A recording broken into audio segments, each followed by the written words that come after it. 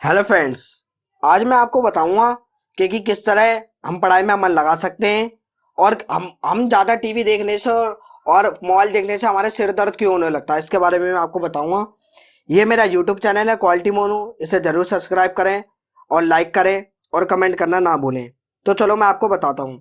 जो छोटे बच्चे होते हैं या टीनेजर्स हैं, उन्हें फ़ोन इतना, सोशल मीडिया इतना पसंद आने लगा है कि वो उनकी पढ़ाई पीछे छूट गई है। ऐसा वो नहीं करना चाहते और मैं इनके माँ बाप से, पेरेंट्स से दरख्वास्त करना चाहूँगा, बोलना चाहूँगा कि इन्हें कम से कम फ़ोन दिखाएं, कम से कम फ़ोन को अवॉइड करें, कम से कम देखें और टीवी को भी, क्योंकि फ़ोन और टीवी देखने से हमारी गर्दन झुकी रहती है और इस वजह से हमारे पेन भी होने लगता है गर्दन में और सिर दर्द भी हल्का हल्का चालू होने लगता है अगर हम ज़्यादा फ़ोन देखते हैं।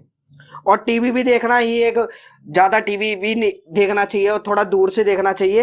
ये भी एक बच्चों की बीमारी हो सकती है। और देखियो, जैसे बच्चा आप टीवी के आगे ही से टीवी देख रहा है और जो इसकी आंखों पे असर पड़ सकता है। आजकल के बच्चों को चश्मा क्यों लग जाता है? इसी वजह से तो लग जाता है क्योंकि पास से वो टीवी देखते हैं और बहुत, मतलब बिल्कुल आगे से, क्योंकि नहीं हमें तो कार्टून देखने हैं। और आजकल के तो कार्टून क्या, वो तो गाने सुनने के शौकीन हो रहे हैं। तो आप जल्दी सुबह उठिए और अच्छी खासी, मतलब पूरी 8 घंटे 9 घंटे 8 घंटे की कम से कम नींद लीजिए ज्यादा से ज्यादा। और उसे आराम से आप 7 बजे उठ जाइए। वैसे तो मैं भी पहले लेट ही उठता था, लेकिन अब मैंने भी रूटीन बना लिया है, क्योंकि मैं पहले काम करता था अपना यूट्यूब पे ही, तो मैं लेट लेट रात को जगता था। लेकिन अब पोलाइटली 11 बजे तक सो जाना है और 7 बजे तक उठ जाना है। ज्यादा से ज्यादा 7 बजे तक तो मैं उठ जाना है और ध्यान करना है। ध्यान सबसे ज्यादा जरूरी है। योग, ध्यान और वर्कआउट भी हमारे शरीर को फायदेमंद देता है और इस कोविड के समय में तो बहुत फायदेमंद देता है।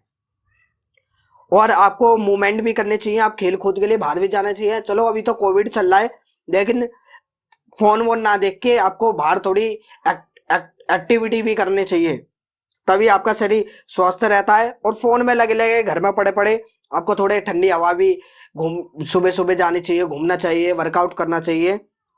और भी, जैसे इन बच्चों को देख रहे हो कितने खुश हैं। अगर आप पढ़ के वर्कआउट या खेलने जाओगे तो आपको बहुत अच्छा लगेगा, इसके लिए क्योंकि मैंने तो अपना काम खत्म कर लिया है और अब मैं पढ़ने जा रहा हूँ। ये बहुत इम्पैक्ट आप पे बहुत अच्छा पड़ेगा और आपको इसमें खुशी भी मिलेगी। और अगर जैसे साइकिल, या बहुत ही, जैसी मैंने आपको बताया, जैसी इमेज आपको दिखी रही है, क्योंकि वर्कआउट करना चाहिए, साइकिल चलाओ, जॉगिंग करो, बाहर टहलो, ताजी ताजी हवा लो, तो आपका माइंड एकदम फ्रेश रहता है।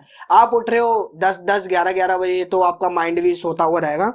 यूं कहते हैं ना, स्वस्थ मस्तिष्क में ही स्वस्थ, सॉरी, स्वस्थ शरीर में ही स्वस्थ मस्तिष्क का निवास होता है। ये फैक्ट है इसमें, क्योंकि स्वस्थ शरीर में ही स्वस्थ मस्तिष्क का निवास होता है, क्योंकि इसी वजह से स्वस्थ रहें और व्यायाम करते रहें।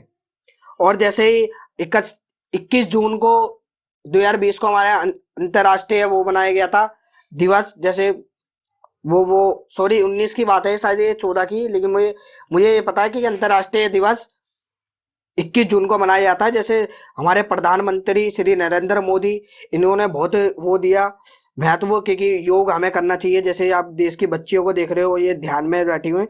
ध्यान लगाना हमारे लिए जरूरी होता है, ये हमारे मेंटली पावर को स्ट्रोंग करता है। ध्यान से हमारा आगे, हमारी सोच बढ़ती है, हमारी सोचने की क्षमता बढ़ती है और हमारा मस्तिष्क का विकास होता है। और योग और व्यायाम तो करना चाहिए, जैसे श्री नरेंद्र मोदी कर रहे हैं, हमारे देश के जो प्राइम मिनिस्टर हैं। और वैसे देख लिया, पढ़ने में तो देखिए ये बच्ची जैसे कितनी क्यूट सी बच्ची है। और वैसे तो ये आप देखोगे कि बच्चे फोन ले लेते हैं, लेकिन ये देखो, ये टॉर्च से पढ़ रही है। लेकिन टॉर्च से भी पढ़ रही है, लेकिन ये कंटेंट राइटर या उन्होंने इमेज क्यों लगा दी है, ऑलरेडी वहां पर लाइट आ रही है, टॉर्च से पड़ रही है। इसके लिए वापस चाहता हूँ, अगर आप कमेंट कर दें क्योंकि सर ये तो पहले से लाइट आ रही है, टॉर्च से क्यों पड़ रही है, अगर इसे क्या पता दिखाई ना दे रहा हो। और देख लिए, वैसे पढ़ने का सही स्टाइल ये नहीं कि आप लेट के पढ़ रहे हैं। आप घूमते घूमते आप एक डेस्क पे बैठिए या अपने कमरे में या बेड पे बुक धरिए आप अपने हाथ में और पढ़ने पढ़ने का भी सही तरीका आप पे पता होना चाहिए। अब लाइब्रेरी, या लाइब्रेरी ज्वाइन, आपने लाइब्रेरी देखी होगी, लाइब्रेरी करें। वैसे तो छोटे बच्चे आप घर में ही पढ़ें और ज्यादा से ज्यादा पढ़ें। अपना रूटीन रूटीन बना लीजिए, पहले थोड़ा थोड़े से स्टार्ट करें। पहले रूटीन बना लीजिए, क्योंकि मुझे सुबह उठने 7 बजे उठ जाना है, फिर 8 बजे तक मुझे फ्रेश व्रेश नहावा के 9 बजे पढ़ने बैठना जाए, 9 से 10 मुझे पढ़ना है और फिर मैथ करनी है, फिर 11 से 12 मुझे टीवी देखना है या खेलना है, थोड़ा बहुत मतलब रूटीन अपना बना के चलते रहिए। जैसे आप छोटे बच्चों को देख रहे हो, और ड्राइंग ब्राइंग जिसका भी जिस चीज में आपका मन है वो चीज भी आप करते रहिए, क्योंकि इसमें भी आपको खुशी मिलती है, और जो चीज आपको मन नहीं करता उसे भी करें आप, क्योंकि क्यों इसमें खुशी नहीं मिल रही, लेकिन वो चीज भी करें आप, उसमें भी माहिर हो जाएंगे। और जैसे इन बच्चियों की शक्ल देख रहे हैं, गवर्नमेंट स्कूल के बच्चे हैं हमारे, लेकिन खुश रहना चाहिए। आप पढ़ोगे और पढ़ के तब आप बाहर जाओगे ना खेलने, वो खुशी अलग रहेगी कि मैंने अपना काम खत्म कर लिया है, अब मैं खेलने जा सकता हूँ। आप खेले रहे हो, पढ़ नहीं रहे हो, तो इस वजह से ये इम्पैक्ट असर पड़ेगा आगे आने वाले फ्यूचर में आपको। आप पीछे हो जाओगे हर एक बच्चे से, और आपके क्लास के बच्चे आगे निकल जाएंगे। और हमेशा पॉजिटिव रहना चाहिए, ये भी मैं आपको जरूर बताऊंगा। और धीरे धीरे आपको बुक पढ़नी चाहिए और पॉजिटिव रहना चाहिए। और अगर कितना पढ़ना जरूरी है, पढ़ाई कितनी महत्व है आज के जीवन में, आप अपने माता पिता से पूछ सकते हैं और वो आपको बताएंगे भी। जैसे अगर आप पढ़ेंगे तो आप पुलिस वाले बनेंगे, हमारे देश के रक्षक बनेंगे, और सेवा देंगे, यू प्रशासन में आएंगे, आईपीएस बनेंगे, आईएएस बनेंगे। और ये सपना अभी से चालू होता है, बचपन से ही। ये नहीं कि बाद में हमने सपना देखा, ये बचपन से ही इसकी आपको ढलना होता है इस चीज में, क्योंकि और आप वकील भी बन सकते हैं, क्योंकि जैसे वकीलों के आप देखोगे, आप इन्हें कोई इन्हें हर चीज की धारा पता होनी चाहिए, लेकिन आप जो बचपन से ही आप वो क्वालिटी अपने अंदर डेवलप वो लाओगे, क्योंकि मुझे ये करना है, विकास करोगे अपने उसका, तभी आपको समझ में आएंगी चीजें। और वैसे अगर कुछ वर्ड रुक जाते हैं या वो आगे पीछे हो जाते हैं, इसके लिए मैं माफी चाहता हूँ, क्योंकि मेरा थोड़ा माइक भी है और मेरा थोड़ा गला भी खराब हो रखा है, जुकाम भी है मुझे। और और आपको जैसे नेगेटिव में मतलब इतनी नेगेटिव नहीं होनी चाहिए। जैसे मेरी एक फ्रेंड थी, उसका मतलब ये कहना था कि अगर मेरे पापा मुझे ये कहते हैं कि तू कुछ नहीं कर सकती, या ये नहीं, तो मैंने उसे बोला कि इतनी नेगेटिव अच्छी नहीं रहती। अगर ये वो कह रहे हैं नहीं कोई बात नहीं, वो उनकी सोच है, उन्होंने नहीं पता या उन्हें इतनी, लेकिन वैसे वो आपके माँ बाप हैं, आपके लिए भला सोचते हैं। लेकिन आप अब इतने समझदार हो, आप मेच्योर हो चुके हो, टीनेजर एज में आ चुके हो, क्योंकि आप उन्हें दिखाओ पढ़ के कि कुछ करके कि हाँ हम भी कुछ कर सकें। फिर तब वो एक आखिरी लम्हा आएगा ना, वो आखिरी टाइम, तब आप कुछ बन चुके होंगे, तब आप अपने पिताजी से या माँ बाप के कह सकते हो, क्योंकि आपने तो उस दिन कहा था कि मैं कुछ नहीं कर सकती। तो ये, लेकिन मैंने उसे समझाया, अगर उसने नहीं समझा तो कोई नहीं, वैसे तो समझना चाहिए था।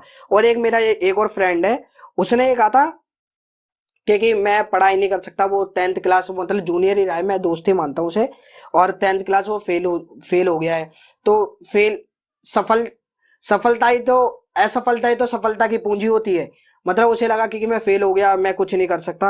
अरे फेल तो सभी होते हैं, ये नहीं है कि कोई नहीं होता फेल, वैसे सभी होते हैं, फेलियर सबकी लाइफ में आता है, किसी की लाइफ में पहले आया था, किसी लाइफ में। तो फेलियर से आपको घबराना नहीं चाहिए, आपको अपने असफलता से सीखना चाहिए, और अपने अपन विकास करना चाहिए, क्योंकि जिस तरह मैं पढ़ रहा हूँ उस तरह तो मैं पास नहीं हो सकता, उसे और पढ़ते रहना चाहिए और अपने में सुधार लाना चाहिए।